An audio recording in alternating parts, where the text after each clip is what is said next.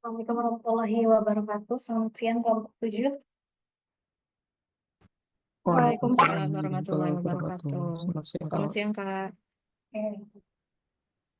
Untuk anggotanya apakah sudah lengkap? Sudah, Kak. Mas Teddy baru bergabung. Bismillahirrahmanirrahim. Assalamualaikum warahmatullahi wabarakatuh. Waalaikumsalam. Ya, kepada Pak Waalaikumsalam Sugandi, warahmatullahi yang kami hormati, kepada Kak Hilmia yang kami hormati, terima kasih atas waktu yang diberikan kepada kami, kelompok 7. Sebelumnya, perkenankan kami untuk membawakan presentasi dari final project yang berjudul Analisis Prediktif pada Attrition Karyawan, Studi Penggunaan Metode Klasifikasi untuk Strategi Retensi pada Perusahaan IBM. Namun sebelum lebih lanjut kami jelaskan tentang presentasi kami, perkenankan kami untuk memperkenalkan diri terlebih dahulu. Diawali dengan saya sebagai ketua, yaitu Ahmad Waluyo, lalu ada Nabila Putri Syahida, Roza Kurniawan Nur Wahid, Ufaira Filestin Wafa, dan juga Teddy Rakarakisa. Kebetulan kami semua berasal dari STT Terpadu Nurul Fikri. Baik, berikut outline yang akan kami bawakan pada sore hari ini. Ada why picking dataset, mengapa memilih datasetnya, business understanding, di situ meliputi tujuan dan manfaatnya, data understanding, data preparation, data modeling, evaluation, deployment, dan terakhir conclusion. Untuk alasan kenapa kami memilih dataset ini, ada 4 alasan yang utama bagi kami untuk memilih dataset ini. Yaitu yang pertama karena pemahaman atribut datanya itu tidak terlalu rumit. Ya, kami sudah melihat dataset lain, sudah mencocokkan dan membandingkan. Berhubung beberapa dari kami, ada saya dan juga Mas Teddy itu sudah bekerja, maka atribut-atributnya itu relate dengan kami yang sudah bekerja. Lalu kolom labelnya juga jelas karena nama datasetnya saja sudah attrition dan labelnya juga sudah pasti attrition. Lalu tidak ada missing value di situ. Ukuran datasetnya juga sedang, 999 dataset dan juga 35 atribut. Sudah cukup untuk kami bisa mengevaluasi dan melakukan analisis yang lebih mendalam pada dataset ini. Lalu selanjutnya akan dibawakan oleh Nabila. Kepada Nabila dipersilakan.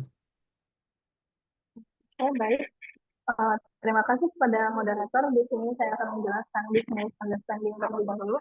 Nah, sebelum itu kita memperkenalkan perusahaannya yang kita analisis, yaitu IBM. Jadi IBM itu merupakan perusahaan multinasional yang asalnya itu dari New York atau Amerika yang bergerak di bidang teknologi informasi dan komunikasi. Nah, perusahaan ini didirikan pada tahun 1911 yang kantor pusatnya itu di New York. Dan IBM ini terkenal sebagai salah satu perusahaan teknologi terbesar di dunia yang produk-produknya ini punya banyak inovasi, mencakup hardware, mencakup software, layanan konsultasi, dan layanan sistem manajemen. Nah, IBM ini karena dia punya banyak inovasi, dia ini juga dikenal sebagai salah satu perusahaan yang paling inovatif, dan dia juga banyak sejarah panjang untuk mengembangkan teknologi berbagai macam invention atau penemuan baru seperti sistem mainframe, komputer personal, dan teknologi kognitif. Oke, bisa di next. Nah, IBM ini sebagai perusahaan teknologi global yang mengandalkan banyak karyawan dan talenta-talenta karyawan ini untuk mendorong inovasi dan pertumbuhan. Tapi sayangnya di sini ada beberapa kendala, yaitu tingginya tingkat attrition. Nah, attrition ini merupakan karyawan yang banyak resign dari perusahaan tersebut gitu. Jadi dia dengan adanya attrition ini bisa mengganggu operasional perusahaan dan bisa meningkatkan biaya rekrutmen karena ganti karyawan gitu dan mengurangi produktivitas. Nah, untuk mengatasi berbagai macam tantangan ini diperlukan pendekatan berbasis data untuk memahami dan mencegah faktor-faktor yang setidaknya dapat mempengaruhi keputusan karyawan untuk keluar. Nah, maka dari itu kami sebagai kelompok 7, tim data scientist IBM ini mengambil langkah strategis untuk membantu meningkatkan retensi karyawan dan mendukung tujuan bisnis IBM jangka panjang dengan melakukan analisis prediktif menggunakan metode klasifikasi pada dataset attrition karyawan IBM. Yang bisa di next. Oke, di sini juga ada beberapa tujuan utama yang sudah identifikasi kemungkinan seorang karyawan akan keluar dari perusahaan, kemudian mengambil langkah secara proaktif untuk meningkatkan adanya retensi karyawan, kemudian merancang strategi untuk meningkatkan produktivitas dengan memahami hubungan antara kepuasan kerja dan kinerja, dan yang terakhir itu untuk mengidentifikasi penyebab utama karyawan keluar sehingga perusahaan IBM dapat mengambil langkah untuk pencegahan tersebut. Oke, bisa di next. Nah, di sini ada beberapa manfaat yang kami temukan untuk menganalisis data ini. Jadi, perusahaan IBM ini bisa menciptakan strategi yang bagus untuk meningkatkan retensi dan mengurangi tingkat keluar masuknya karyawan, seperti itu. Kemudian ada juga kita dapat mengurangi biaya rekrutmen, pelatihan, dan waktu adaptasi karyawan baru yang diakibatkan oleh tingginya tingkat keluar masuknya karyawan. Nah, perusahaan IBM juga dapat mendeteksi karyawan secara dini dengan potensi risiko untuk keluarnya ini tinggi. Jadi perusahaan ini dapat mengambil tindakan pencegahan atau mitigasi. Dan yang terakhir, perusahaan ini dapat menemukan pola kinerja yang cocok untuk mencocokkan antara karyawan satu dengan yang lainnya, sesuai dengan posisi atau departemen yang memang sesuai dengan bidang dengan kemampuan mereka. Seperti itu. Jadi bisa di next. Oke, sebelum kita membedah 35 atribut itu, di sini ada data overview. Jadi di sini ada datasetnya yaitu IBM HR Analytics, Employee Attrition, dan Performance. Jadi kita menyusun workflow-nya. Kemudian file type-nya itu bentuknya CSV datasetnya, dengan total kolom itu ada 35 kolom atau atribut, dan tipe datanya itu 26 itu ada numerik dan 9-nya itu nominal. Dan sedangkan rows-nya itu total ada 999 dan kami mendapatkan datanya ini dari kaggle.com. Ya, bisa di next. Nah, ini di bagian yang pertama, atribut yang pertama itu ada attrition. Jadi attrition ini status. Jadi karyawan ini telah keluar atau masih aktif. Nah, kalau misalnya telah keluar itu yes, kalau masih aktif itu no. Tipe datanya kategorikal atau nominal. Kemudian ada age itu usia karyawan dalam bentuk tahun, dengan tipe datanya itu numerik atau integer. Kemudian business travel ini frekuensi perjalanan bisnis si karyawan itu sendiri dengan tipe datanya kategorikal atau nominal. Bisa di next. Nah, di sini ada daily rate. Daily rate ini pendapatan harian karyawan dengan tipe datanya numerik atau integer. Kemudian ada department. Department ini departemen atau bidang atau divisi tempat karyawan itu bekerja dengan tipe datanya nominal atau kategorikal. Nah, terus ini distance from home. Distance from home ini jarak karyawan dari rumah karyawan itu ke kantor dalam bentuknya mil dengan tipe datanya numerik atau integer. Kemudian ada education. Education ini ada tingkat pendidikan masing-masing karyawan.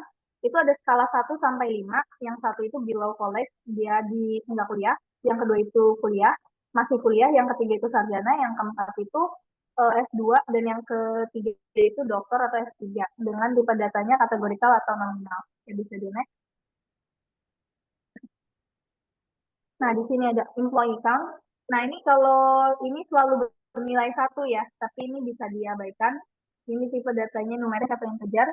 Kemudian employee number. Employee number itu nomor identifikasi unit, itu semacam nomor induk karyawan dengan tipe datanya itu numerik atau integer. Kemudian di sini ada education field. Education field itu bidang atau divisi studi pendidikan yang karyawan ambil pada saat mereka menempuh pendidikan mereka. Nah, itu tipe datanya kategorikal atau nominal. Kemudian ada environment satisfaction. Ini tingkat kepuasan si karyawan ini terhadap lingkungan kerja yang di tempat kerja mereka gitu. Itu skalanya 1 sampai 4. Yang 1 itu rendah, sedangkan yang 4 itu paling tinggi. Gitu. Tipe datanya ini nominal atau kategorikal. Oke, bisa di next.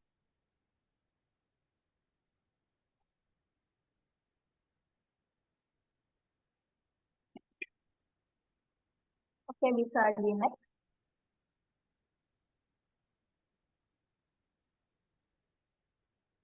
Oke, baik. Selanjutnya adalah gender, itu jenis kelamin karyawan dengan tipe data nominal kategorikal. Kemudian ada hourly rate, jadi ini ada tarif per jam karyawan juga dengan tipe datanya integer atau numerik. Kemudian ada job involvement. Involvement ini tingkat keterlibatan karyawan itu dalam pekerjaannya. Nah, ini skalanya 1 sampai 3 dimulai dari rendah, medium, tinggi, dan sangat tinggi dengan tipe datanya kategorikal. Kemudian job level. Job level itu level pekerjaan dari karyawan. Jadi itu pakai skala juga 1 sampai 5 dengan tipe datanya itu numerik atau integer. Yang bisa di next. Oke, ada job role. Job role ini peran atau jabatan karyawan dalam organisasi. Jadi ada staff, ada HRD, dan sebagainya. Itu tipe datanya nominal atau kategorikal.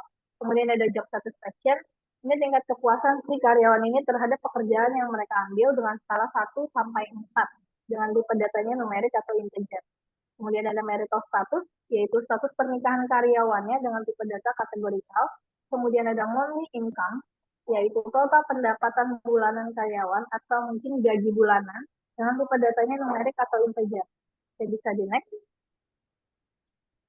Kemudian ada monthly rate, itu gaji bulanan karyawan. Jadi monthly rate sama monthly income itu beda. Jadi kalau monthly income itu kayak pendapatan atau tarifnya, sedangkan monthly rate itu total bersih dan total kotornya gaji karyawan itu sendiri dengan tipe data numerik atau integer. Kemudian ada number companies work, itu jumlah perusahaan tempat karyawan pernah bekerja sebelumnya dengan tipe data numerik atau integer. Kemudian ada over 18, yaitu apakah si karyawan-karyawan ini berusia di atas 18 tahun atau tidak. Nah, itu semuanya bernilai yes dengan tipe datanya nominal atau kategorikal. Kemudian ada overtime, ini menandakan apakah karyawan itu bekerja lembur atau tidak. Ada yes dan ada no dengan tipe data nominal. Ya, bisa di next lagi. Oke, ada performance rating. Nah, di sini semacam KPI, Key Performance Indicator, yaitu penilaian kinerja karyawan. Skalanya 1 sampai 5, di mana 5 itu adalah yang paling bagus, gitu. Dengan tipe datanya numerik atau integer. Kemudian ada relationship satisfaction. Ini tingkat kepuasan karyawan terhadap hubungan mereka dengan karyawan yang lain atau dengan bosnya secara interpersonal di tempat kerja mereka dengan skala 1 sampai 4, 4 itu paling bagus, gitu. Dengan tipe datanya numerik atau integer. Kemudian ada percent salary hike, itu persentase kenaikan gaji terakhir dengan tipe data numerik atau integer. Kemudian ada standard hours dengan jam kerja standar, itu total dari atributnya itu semuanya nilainya 80 dari data set itu dengan tipe datanya numerik atau integer. Oke, bisa di next. Oke, di sini masih ada stock option level, yaitu level opsi saham yang diberikan kepada masing-masing karyawan dengan tipe datanya numerik atau integer. Kemudian ada total working years, yaitu total tahun pengalaman kerja karyawan di perusahaan itu dengan tipe datanya itu numerik atau integer. Kemudian ada training time last year, yaitu jumlah pelatihan atau bootcamp yang diikuti oleh masing-masing karyawan dalam tahun terakhir dengan tipe data numerik atau integer. Kemudian ada work-life balance, yaitu tingkat keseimbangan kerja dan kehidupan pribadi masing-masing karyawan. Skala 1 sampai 4, 4 itu paling stabil. Dengan tipe data itu numerik atau integer. Oke, bisa di next. Oke, di sini ada years at company, yaitu jangka waktu si karyawan ini bekerja di perusahaan yang sekarang dengan bentuknya tahun, tipe datanya itu numerik atau integer. Kemudian years in current role itu jangka waktu si karyawan ini bekerja di bidang itu dan posisi itu di dalam tahunnya dengan bentuknya itu numerik atau integer. Kemudian years since last promotion itu jangka waktu sejak si karyawan ini dipromosikan dalam bentuk tahun dengan tipe datanya numerik atau integer. Kemudian years with current manager itu jangka waktu si karyawan ini bekerja dengan manajer yang sekarang bentuknya itu dalam tahun dengan tipe datanya itu numerik atau integer. Jadi bisa di next. Nah, ini merupakan data exploration correlation matrix-nya. Nah, ini kan sebenarnya ada sudah terlihat seperti ini. Nah, untuk rank correlation-nya ini secara singkat, jadi variabel seperti marital status dan overtime di sini kan terlihat memiliki pengaruh positif yang kuat pada attrition ya. Nah, sebaliknya, hal seperti total work at company and monthly income itu memiliki pengaruh yang terbalik. Nah, kalau yang silang itu tandanya dia nggak ada korelasi sama sekali dan harus di-exclude di kolom filter di data preparation. Seperti itu. Mungkin bisa di next. Nah, seperti ini. Ini kan dia ada Qnasa juga. Nah, kalau total work at company dan monthly income itu kan dia memiliki pengaruh terbalik sama kayak marital status dan overtime. Jadi kalau semakin lama si karyawan ini bekerja, maka potensi untuk attrition atau keluar itu dia semakin rendah. Dan ini data secara statistiknya gitu. Oke, mungkin bisa di next. Nah, di sini total yang kami ambil itu kan ada 35 kolom dengan fitur itu ada 34 dan labelnya itu ada 1. Terus totalnya itu seperti yang sudah saya sebutkan sebelumnya, numeriknya itu ada 26, sedangkan 9 itu nominal atau kategorikal, dan di sini kita tidak menemukan missing value. Seperti itu. Oke, mungkin bisa di next. Oke, saya kembalikan kepada moderator. Terima kasih. Baik, untuk selanjutnya adalah data preparation yang akan dibawakan oleh Ufaira. Pada Ufaira dipersilakan. Baik, terima kasih kepada moderator. Untuk bagian data preparation atau data pre-processing ini, kami menggunakan data encoding, metanode data encoding, node column filter, dan node partitioning. Untuk metanode data encoding sendiri ini berisi 6 buah rule engine, yang keenamnya ini konfigurasinya kurang lebih sama. Next. Nah, pada metanode data encoding ini, kami melakukan proses encoding untuk mengubah data nominal menjadi numerik, karena jika encoding tidak dilakukan, beberapa algoritma seperti KNN, SVM, dan beberapa algoritma lain yang hanya bisa menerima data numerik akan menampilkan tanda peringatan atau tanda warning. Satu-satunya data nominal yang diperbolehkan tetap dalam bentuk aslinya itu hanya label. Next. Nah, untuk node column filter dan node partitioning-nya ini, node column filternya fungsinya untuk menghapus kolom yang tidak relevan atau tidak ada kontribusi terhadap analisis atau tujuan, sehingga meningkatkan efisiensi dan performa analisis atau model. Nah, untuk node partitioning-nya ini untuk membagi dataset menjadi 2 bagian, untuk keperluan training dan testing model, yang untuk trainingnya itu 80%, dan untuk yang modelnya 20%, guna mengevaluasi untuk testingnya 20% guna mengevaluasi performa model yang telah dilatih. Next. Baik, untuk yang selanjutnya saya serahkan kembali kepada moderator.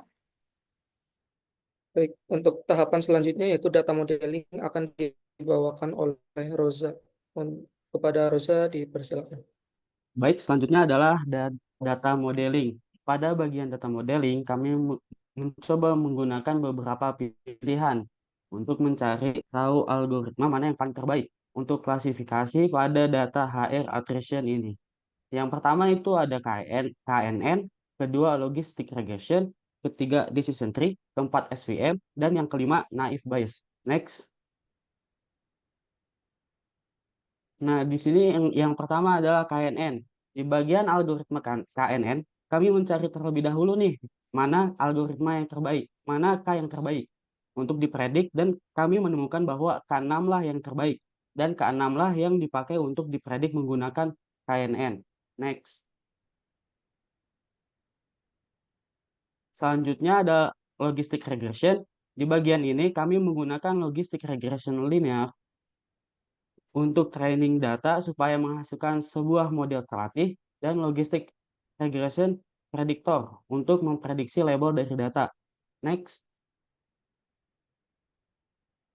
Di sini juga kurang lebih sama, kita menggunakan decision tree learner untuk training data supaya menghasilkan sebuah model terlatih, dan decision tree predictor untuk memprediksi label dari data.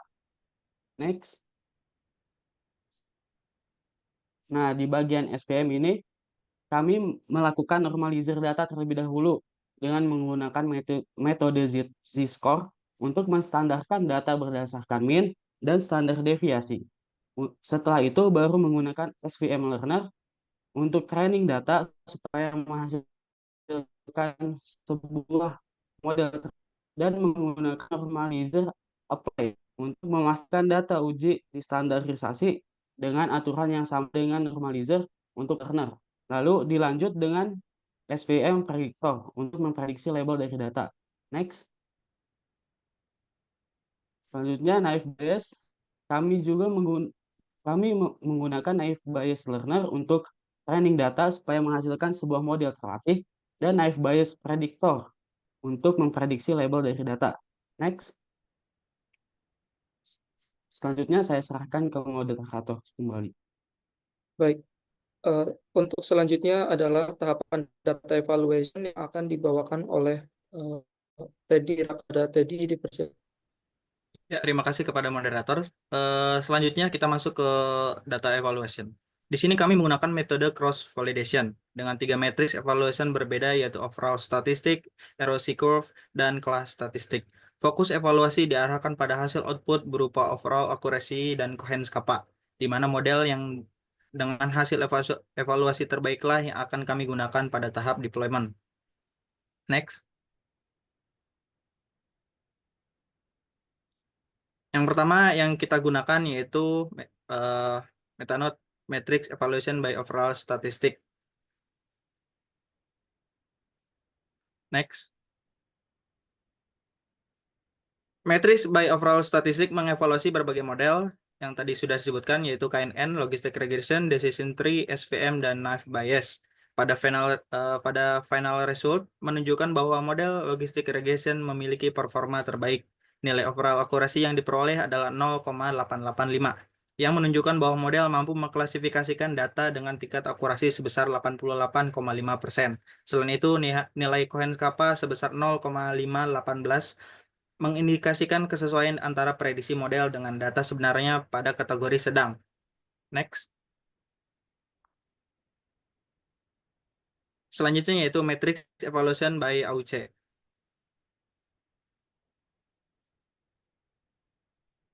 Next. Dengan matrix by AUC kita mendapatkan final result untuk model logistic regression menunjukkan performa terbaik dengan nilai AUC tertinggi sebesar 0,724. Diikuti dengan model naive Bayes dengan nilai AUC sebesar 0,716. Model logistic regression ini menunjukkan bahwa kemampuan presisi yang lebih baik dibandingkan model lainnya seperti KNN, Decision Tree, dan SVM dalam konteks data yang digunakan. Nilai AUC yang lebih tinggi mengindikasikan bahwa model ini lebih efektif dalam membedakan antara kelas-kelas yang ada. Next. Selanjutnya metanote yang ketiga yaitu Matrix Evaluation by Class Statistic. Next. Dengan matrix by class statistik, kita mendapatkan final result berupa logistic regression yang bisa dianggap sebagai model terbaik dalam masalah klasifikasi ini. Model ini mampu mengklasifikasikan data dengan akurasi yang tinggi dan memiliki keseimbangan yang baik antara kemampuan mendeteksi intas positif dan negatif. Nilai recall-nya yaitu sebesar 0,964, precision sebesar 0,904, dan F-measure sebesar 0,933. Ini berarti model ini sangat baik dalam identifikasi dan akurasi. Next. Nah, dari sini kita mendapatkan kesimpulan dari hasil penilaian model menggunakan 3 metrik yang berbeda tadi, yaitu overall statistik, kelas statistik, dan area under curve atau OC. Dapat disimpulkan bahwa model logistic regression secara konsisten menunjukkan kinerja terbaik. Oleh karenanya kami menggunakan logistic regression ini untuk tahap deployment dengan menyimpan hasil learningnya pada node PMM writer. Selanjutnya saya kembalikan kepada moderator. Baik, terima kasih pada Teddy. Selanjutnya adalah tahap deployment. Jadi tahap sebelumnya kita telah menemukan hasil model terbaik yaitu pada logistic regression. Oleh karenanya lalu disimpan ke PMML writer. Nah, di tahap deployment ini kami membacanya menggunakan PMML reader untuk dataset yang telah disediakan juga, yaitu HR Employee Attrition Deploy. Di sini datanya belum berlabel, jadi di sini tugas kami adalah membuat label atau memprediksi data yang telah disediakan, itu data deploy. Nah, untuk sebelum itu, maka kami persiapkan hal yang sama juga di data preparation, yaitu mengencoding data dan juga memfiltering datanya. Nah, berikut untuk komponen visualisasinya.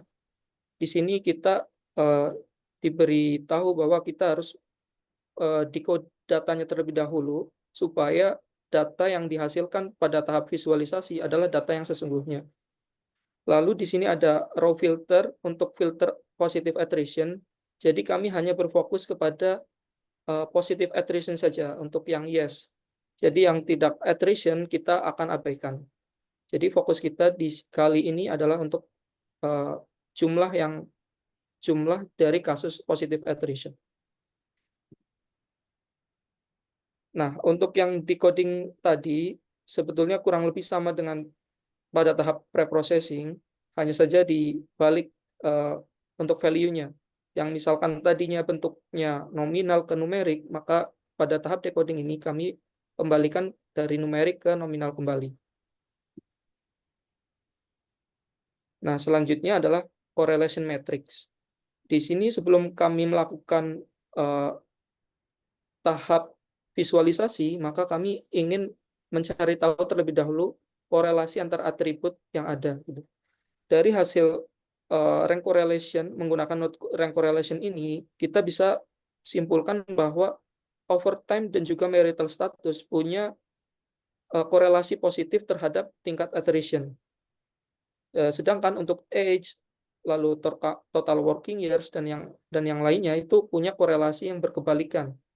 Jadi bisa disimpulkan bahwa katakanlah total working years, kalau semakin lama karyawan bekerja, artinya malah kebalikannya dari attrition. Semakin lama bekerja, maka tingkat attrition-nya semakin rendah. Nah, sebaliknya untuk overtime, kalau kasusnya positif overtime, maka karena korelasinya positif, artinya tingkat attrition-nya juga tinggi. Lalu ini untuk EDA, exploratory data analysis. Di sini kita bisa melihat semua atributnya dan juga nilai-nilainya yang ada. Kita menggunakan node table view di sini. Lalu untuk tahap visualisasi, untuk yang pertama, di sini kami meng-highlight untuk environment satisfaction dan juga job satisfaction, untuk kepuasan pada lingkungan kerja dan juga bidang pekerjaannya.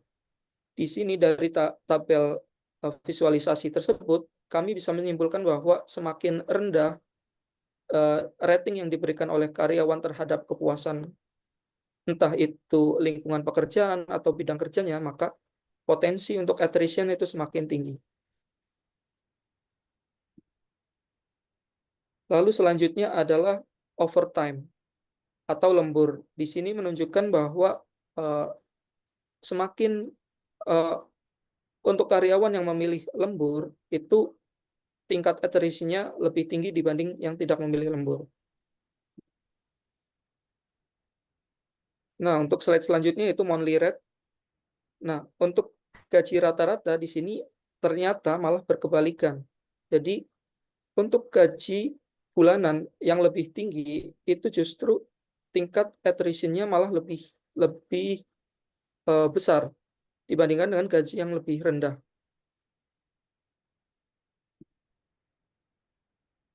Nah, untuk selanjutnya adalah impact dari work duration atau lamanya kerja seorang karyawan tersebut dalam perusahaan tersebut.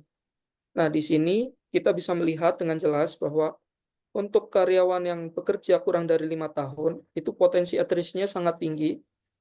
Sedangkan untuk yang semakin lama dia bekerja, maka potensi attrition semakin rendah. Hal ini bisa dimaklumi karena semakin lama bekerja artinya itu menunjukkan loyalitas karyawan tersebut pada sebuah perusahaan.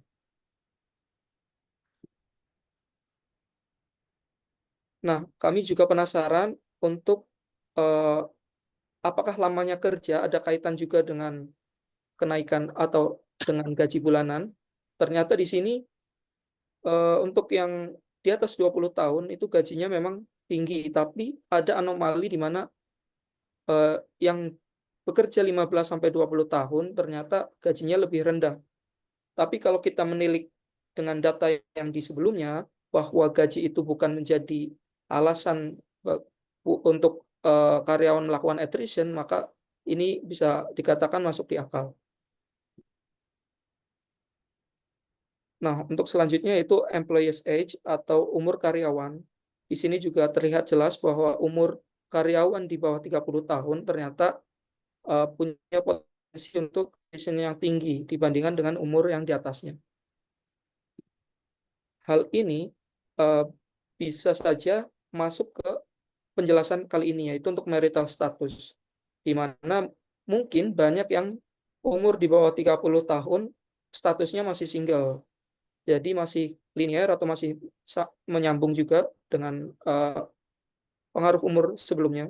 Di sini untuk single itu potensi attrition-nya lebih tinggi dibandingkan dengan yang sudah berkeluarga atau yang cerai.